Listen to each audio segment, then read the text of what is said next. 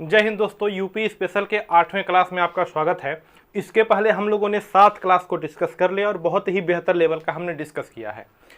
आज का जो क्लास है यह उत्तर प्रदेश विशेष यानी कि यूपी स्पेशल का 8वां क्लास है। इसके पहले हम लोगों ने 7 क्लास एकदम बेहतर ढंग से डिस्कस कर लिया। अगर 7 क्लास नहीं देखे हैं तो 7 क्लास क्रम वाइज देखिए, आपको एक बेहतर लेवल पर जानकारी हो जाएगी। तो आज के क्लास में हम उत्तर प्रदेश स्पेशल का जो आज का क्लास है, आज हम डिस्कस करेंगे उत्तर प्रदेश की भाषा।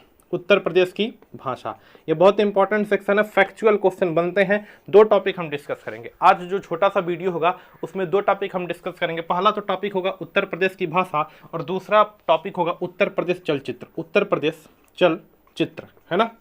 तो आज के डेट में सर हम 2 टॉपिक डिस्कस करेंगे। पहला टॉपिक उत्तर प्रदेश की भाषा और दूसरा टॉपिक उत्तर प्रदेश का चलचित्र। उत्तर प्रदेश का चलचित्र, इसको हम लोग डिस्कस करेंगे। तो सबसे पहले आज हम बात कर लेते हैं उत्तर प्रदेश की भाषा, फिर छोटे शब्दों में बात करेंगे उत्तर प्रदेश का चलचित्र। देखिए, मैं बात करूं उत्तर प्रदेश के भाषा के बारे में तो एक चीज हमेशा याद रखिएगा कि उत्तर प्रदेश की, यहां पर मैं भाषा की बात करता हूं तो यूपी की, उत्तर प्रदेश की उत्तर प्रदेश की 2 भाषाएं मुख्य हैं।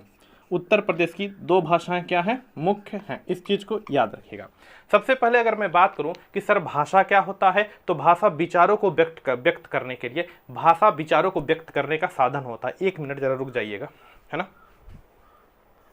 चलिए, ठीक है। देखिए, बात करें उत्तर प्रदेश के भाषा के बारे में तो उत्तर प्रदेश में 2 मुख्य रूप से भाषाएं होती हैं। उत्तर प्रदेश में मुख्य रूप से कितनी भाषाएं होती हैं? 2। सबसे पहले समझिए सर भाषा क्या होता है। भाषा क्या होता है तो भाषा की बात करें, मन के विचार को प्रकट करने के लिए जिस भी चीज का प्रयोग करते हैं उसे हम क्या कहते हैं? भाषा। मेरे मन के अंदर जो भी विचार है, मेरे मन में जो भी चल रहा है, इसको मैं आपसे कहूंगा, प्रकट करूंगा, तो मेरे अंदर की बातों को आपसे बोलने के लिए जो चीजें हम यूज करेंगे, जो साधन यूज करेंगे, जो आइडिया यूज करेंगे, उसे हम क्या कहते हैं? भाषा। क्या कहते हैं? भाषा। तो उत्तर प्रदेश की बात करें, उत्तर प्रदेश में मुख्य रूप से 2 भाषाएं हैं। उत्तर प्रदेश में मुख्य रूप से 2 भाषाएं हैं। पहली भाषा है उर्दू, पहली भाषा है हिंदी, पहली भाषा है हिंदी और दूसरी भाषा है उर्दू।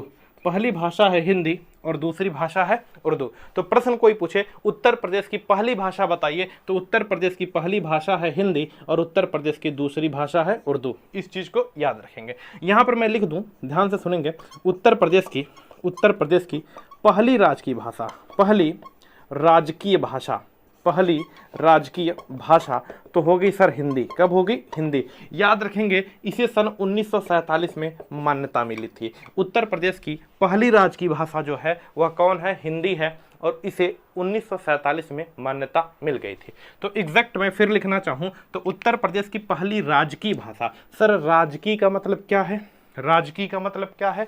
मेन मैटर राजकीय उसे कहते हैं। उत्तर प्रदेश एक राज्य है, उत्तर प्रदेश एक राज्य है। इस राज्य के कामकाज में जो भाषा प्रयोग होती है, ध्यान से सुनिएगा, इस राज्य के कामकाज में जो भाषा प्रयोग होती है उसे हम क्या कहते हैं? राजकीय भाषा, है ना।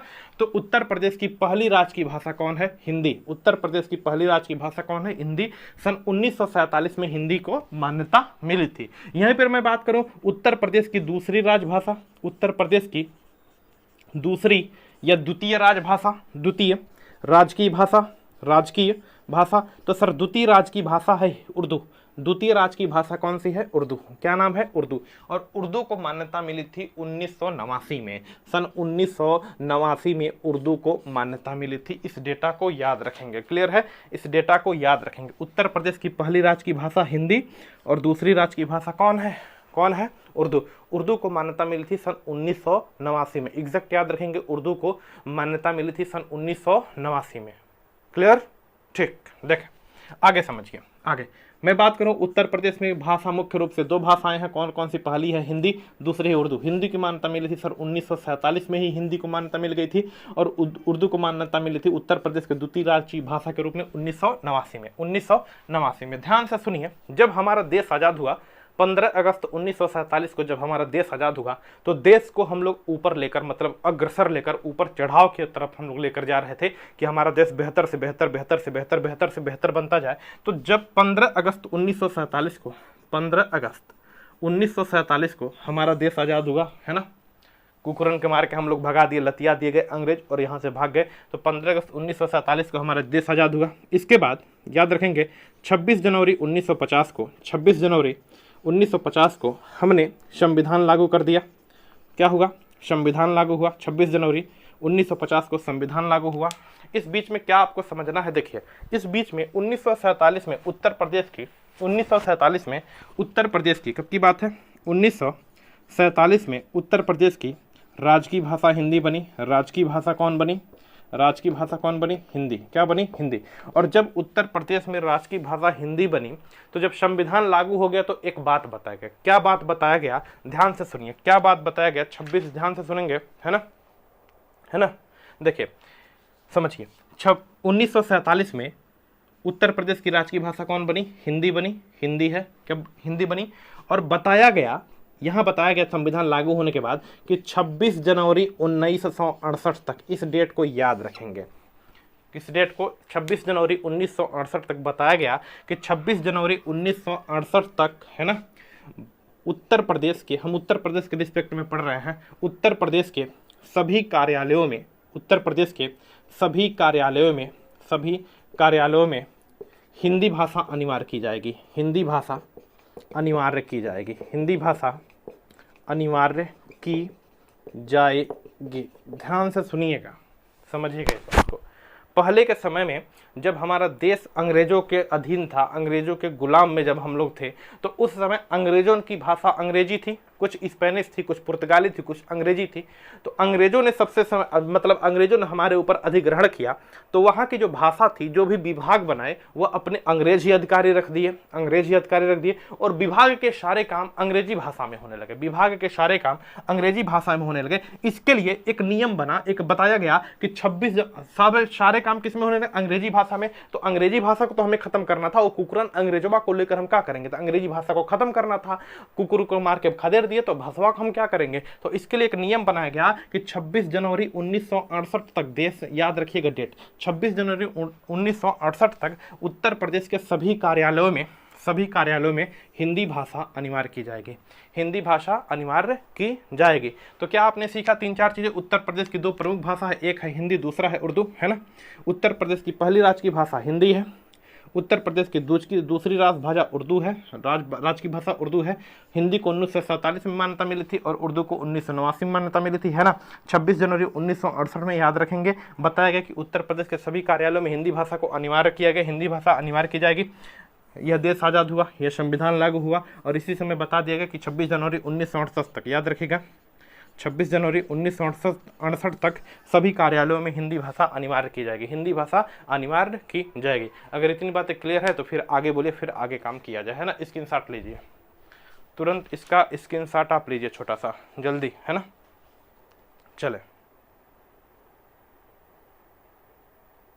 चलिए जी, है ना। चले मिटाते हैं। हम बात करते हैं हिंदी भाषा की। किसकी बात करते हैं?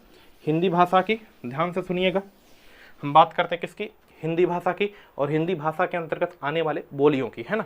तो बात करें, ध्यान से सुनिए, कभी हिंदी में मैं इसको बहुत अच्छी तरीके पढ़ाऊंगा। हिंदी भाषा की बात करते हैं, किसकी? हिंदी भाषा की, है ना। ध्यान से सुनिए, इसको मैं हिंदी में बड़ी शानदार पढ़ाऊंगा। फिलहाल यूपी स्पेशल चल रहा है, तो यूपी स्पेशल को ज़्यादा हम लोड ना लें, है ना, सिंपल ही पढ़ाऊंगा। ध्यान से सुनिए, हिंदी भाषा की बात करें तो ध्यान से सुनिए, हिंदी भाषा की कुल उपभाषा है 5। हिंदी भाषा की उपभाषा की संख्या कितनी है? 5। याद कर लेंगे यहीं से, हिंदी भाषा के उपभाषा की संख्या कितनी है? 5 है। कितनी? 5। और बोली की मैं बात करूं तो हिंदी भाषा के उपभाषा की संख्या है 5 और टोटल बोली है 18। कितनी बोली है? 18। यहाँ पर आप थोड़ा सा कंफ्यूज होंगे, ध्यान से सुनिएगा। देखिए, मैं बात करूं, उपभाषा की संख्या है 5 और बोली की संख्या है 18। बोली की संख्या है 18। मैक्सिमम किताब देखेंगे तो किताबों में 17 लिखा है और किसी किसी किताब में 18 लिखा है। तो आप याद रखिए, बोली की संख्या टोटल कितनी है सर? 18 बोली है। कितनी बोली है? 18। अगर 18 ना ऑप्शन में हो तो क्या लगा देंगे? 17 बोली। क्या लगा देंगे? 17 बोली। दोनों में से कोई या तो एक रहेगा या तो यह रहेगा ऑप्शन में। तो हिंदी में उपभाषा की संख्या कितनी? 5। हिंदी की उपभाषा कितनी है? 5। और बोली कितनी है? बोली कितनी है? 18। 18 ना ऑप्शन में हो तो क्या लगा देंगे? 17। क्या लगा देंगे? 17। बोली कितनी है? 18। 18 ना ऑप्शन में हो तो क्या लगा देंगे? 17। अब इन्हीं बोलियों में कुछ बोलियों के बारे में हमें पढ़ना कि कौन सी बोली किस क्षेत्र में बोली जाती है, कौन सी बोली किस क्षेत्र में बोली जाती है। अभी इसका स्क्रीनशॉट लीजिए छोटा सा, ठीक है। चलिए उसके आगे देखते हैं। इतने देखिए, जितना हमने बोर्ड पर लिखा है उतनी बोलियां आपको पढ़ना है, जितना हमने बोर्ड पर लिखा है उतनी बोलियां आपको पढ़ना है। गर्मी बड़ी भयानक है दोस्त, है ना, तो थोड़ा सा कम ही क्लास, छोटे समय में क्लास रखेंगे, जल्दी इसको कंप्लीट करते हैं। देखिए हमने क्या बात किया बाबू कि हिंदी की टोटल उपभाषा है कितनी, हिंदी की टोटल उपभाषा है 5, बोली है सर 17। बोली कितनी है, 17 या 18, 17 या 18, दोनों में से कोई एक ही ऑप्शन में रहेगा। अगर आमतौर पर कहा जाए कि सच्चाई बताइए कौन है, तो बोलेंगे 18, दोनों में से एक ही बोलेंगे 18, है ना, अदरवाइज कोई एक ही ऑप्शन में रहेगा। तो सबसे पहले इनमें से 18 बोली तो हमें पढ़ना नहीं है, पूरे भारत में बोली जाती है, पूरे भारत में, अदर वाली विश्व में भी बोली जाती है ना। हम यहाँ पर बात करते हैं जो उत्तर प्रदेश के मुख्य रूप से बोली है, उत्तर प्रदेश में कौन कौन सी बोली का प्रचलन है उसके बारे में हम लोग डिस्कस कर ले रहे हैं। तो सबसे पहले बात करें उत्तर प्रदेश में हम लोग रहते हैं, और भोजपुरी की बात कर लें। किसकी बात कर लें, भोजपुरी की। तो जरा बताइए, आप बोलते हैं कौन जिला है, गोरखपुर, आप बोलते हैं कौन जिला है, महाराजगंज, आप भी बोलते कौन जिला के, कुशीनगर के, आप भी बोलते कौन जिला के, देवरिया के। ये तो आसान है जी। भोजपुरी सबसे पहले मिर्जापुर में याद रखेंगे, मिर्जापुर में बोली जाती है, चंदौली में भी बोली जाती है, गोरखपुर में भी बोली जाती है, बड़ी भयानक भोजपुरी बोली जाती है, महाराजगंज में भी भोजपुरी बोली जाती है, बस्ती, गोरखपुर, महाराजगंज, बस्ती आस पास है, यहाँ पर देवरिया में भी बोली जाती है, और देवरिया के आसपास कुशीनगर है, कुशीनगर में भी बोली जाती है, गोरखपुर के आसपास आजमगढ़ है तो आजमगढ़ में भी बोला जाता है, जौनपुर में भी बोला जाता है, कुशीनगर में भी बोला जाता है, मऊ और गाजीपुर तो भोजपुरी के लिए प्रसिद्ध ही है, मऊ और गाजीपुर भोजपुरी के लिए प्रसिद्ध ही है। इन्हीं के साथ साथ लगता है वाराणसी, क्या लगता है, वाराणसी, यहाँ पर भी भोजपुरी बोली जाती है, याद रखेंगे, ध्यान से सुनिए। भोजपुरी की बात करें मिर्जापुर में, चंदौली जिला, गोरखपुर, महाराजगंज, बस्ती, देवरिया, कुशीनगर, आजमगढ़, जौनपुर, कुशीनगर, मऊ, गाजीपुर, वाराणसी, यह सब जगह क्या बोला जाएगा, भोजपुरी बोलने वाले आपको मिल जाएंगे, सब जगह भोजपुरी बोलने वाले आपको मिल जाएंगे। हम भी लोग तो हैं, बिल्कुल, है ना। नेक्स्ट, खड़ी बोली की बात करें तो खड़ी बोली का उपनाम होता है कौरवी। क्या होता है, कौरवी बोली। खड़ी बोली का उपनाम होता है कौरवी बोली। एक बात सुनिए जरा ध्यान से, एक बार हिंदी का मैं वीडियो लेकर आऊँगा, उसमें बता दूंगा कि बोली क्या होती है, उपभाषा क्या होती है, कैसे कैसे भाषा जन्मी और कैसे कैसे उदय हुआ, यह सब चीज़ें मैं बता दूंगा। यह जो बोली है ना, यह सब आपको याद करना पड़े किस अपभ्रंश से जन्मी है। फिलहाल यूपी रिस्पेक्ट में, यूपी स्पेशल के रिस्पेक्ट में हम इतना ही पढ़ना है, यूपी स्पेशल का रिस्पेक्ट में हमें बस इतना ही पढ़ना है, ज़्यादा नहीं पढ़ना है ना। यहाँ पर बात करते हैं खड़ी बोली कहाँ कहाँ पर, तो खड़ी बोली दिल्ली के आसपास, जिसे हम दिल्ली के आसपास जो उत्तर प्रदेश का क्षेत्र जिसे बोलते हैं पूर्वी दिल्ली, पूर्वी दिल्ली में भी बोली जाती है। मेरठ और दिल्ली के आसपास, तो मेरठ में भी बोली जाती है, बागपत में भी बोली जाती है, शामली में भी, सहारनपुर में भी, गौतम बुद्ध नगर, नोएडा वाला क्षेत्र, इसमें झाड़ के हिंदी बोली मतलब खड़ी बोली बोली जाती है। मुरादाबाद में भी खड़ी बोली बोली जाती है, मुरादाबाद में भी खड़ी बोली बोली जाती है।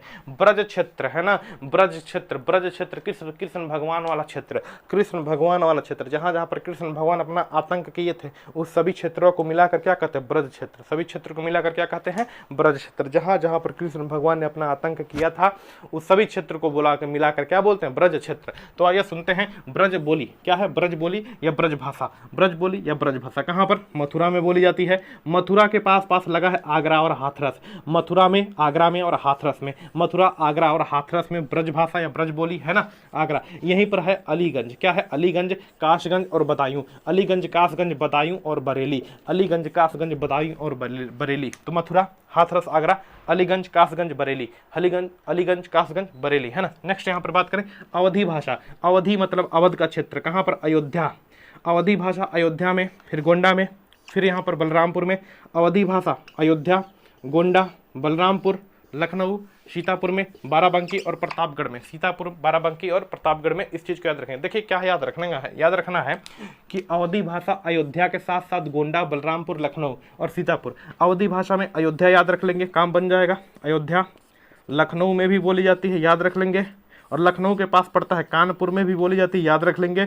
और लखनऊ के पास पड़ता है सीतापुर में भी बोली जाती है, याद रख लेंगे। और यहीं पर पड़ता है प्रतापगढ़ में भी बोली जाती है, इसको आप याद रख लेंगे, अवधी भाषा। अवधी भाषा क्लियर है। फिर आगे बढ़ लेते हैं, जरा ध्यान से सुनिए। बघेली भाषा की बात करें, है ना, किस भाषा की बात करें, बघेली भाषा की लिख लेंगे। किस भाषा की बात करें, बघेली भाषा की, ध्यान से सुनिए। बघेली भाषा बघेलखंड का पदार्थ, बघेलखंड का क्या है, पहाड़। जैसे बांदा में बोला जाता है, चित्रकूट में, प्रयागराज में, बांदा, चित्रकूट, प्रयाग, इन सभी क्षेत्रों में कौन सी भाषा बोली जाती है, बघेली। कौन सी, बघेली लिख देते हैं। बघेली भाषा ध्यान से समझिएगा। बांदा में, चित्रकूट में, प्रयागराज में, सोनभद्र में। और सोनभद्र में बोली जाएगी तो हल्का फुल्का इसका प्रभाव कहाँ पर आएगा, मिर्जापुर में। कहाँ पर, मिर्जापुर में। बुंदेली भाषा, देखिए बुंदेलखंड का पठार, जब भी बुंदेलों के इसकी बुंदेल हर बोले के मुख है ना, तो कहाँ पर, झांसी की बात हो रही है। कहाँ की बात हो रही है, झांसी की। तो जहाँ पर बुंदेल की बात आती है, कहाँ पर बात होती है, झांसी की। झांसी में बुंदेली भाषा, झांसी में। तो झांसी के पास ही पड़ता है ललितपुर, और ललितपुर के ही पास पड़ता है महोबा और हमीरपुर और चित्रकूट। यह सब चित्रकूट इसमें भी और इसमें भी, परेशान मत रहिए। बुंदेली भाषा झांसी में भी, ललितपुर में भी, महोबा में, हमीरपुर और चित्रकूट, इन सभी जगहों पर कौन सी भाषा बोली जाती है, तो क्या बताएंगे जल्दी बताइए। हाँ, बुंदेली भाषा। यहाँ पर बघेली। ध्यान से देखिए, अगर एक दो क्वेश्चन और लिखना चाहें, सबसे ज्यादा बोली जाने वाली बोली कौन सी है, उत्तर प्रदेश में सबसे ज्यादा बोली जाती है भोजपुरी और सबसे कम बोली जाती है बघेली। लिख देता हूँ, यूपी में सबसे ज्यादा, यह इंपॉर्टेंट क्वेश्चन है, सबसे ज्यादा कौन बोली जाती है, भोजपुरी बोली जाती है। और यूपी में सबसे कम कौन सी, यह बघेली, बुंदेली नहीं, बघेली। सबसे कम कौन बोली जाती है, बघेली। यूपी में सबसे कम बघेली बोली जाती है, बघेली भाषा या बघेली बोली जाती है। तो यूपी में सबसे ज़्यादा मैं पूछूँ तो क्या बताएंगे, भोजपुरी। यूपी में सबसे ज़्यादा मैं पूछूँ तो क्या बताएंगे, भोजपुरी। और उसके बाद सबसे कम कौन सी बोली जाती है, तो क्या बताएंगे, बघेली। कौन सी, बघेली बोली जाती है। क्लियर है ना। देखें, भोजपुरी की बात करें तो भोजपुरी के प्रचंड विद्वान हैं जिनका नाम है भिखारी दास। भिखारी दास, याद रखिएगा। भोजपुरी के प्रचंड विद्वान है जिनका नाम है भिखारी दास। तो कोई पूछे भिखारी दास सुन के हौसना रे बाबू, नाम है भिखारी दास, है ना। भोजपुरी के प्रचंड विद्वान कौन है, भिखारी दास। भिखारी दास को बोलते भोजपुरी का पाणिनि। भोजपुरी का पाणिनि क्या बोलते हैं, भोजपुरी का पाणिनि। पाणिनि उस व्यक्ति के लिए लगाते हैं जो बहुत ही ज़्यादा विद्वान होता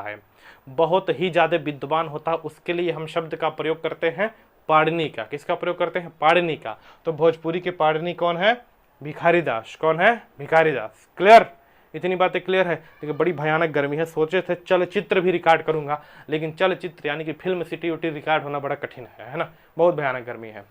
तो बाकी क्लास कल करेंगे। अभी एक वीडियो आप याद करिए, बोली से रिलेटेड वीडियो याद करिए कंप्लीट। उसके बाद हम लोग कल इसको रिकॉर्ड करेंगे, बड़ी भयानक गर्मी है। ठीक है, बाकी कल करते हैं।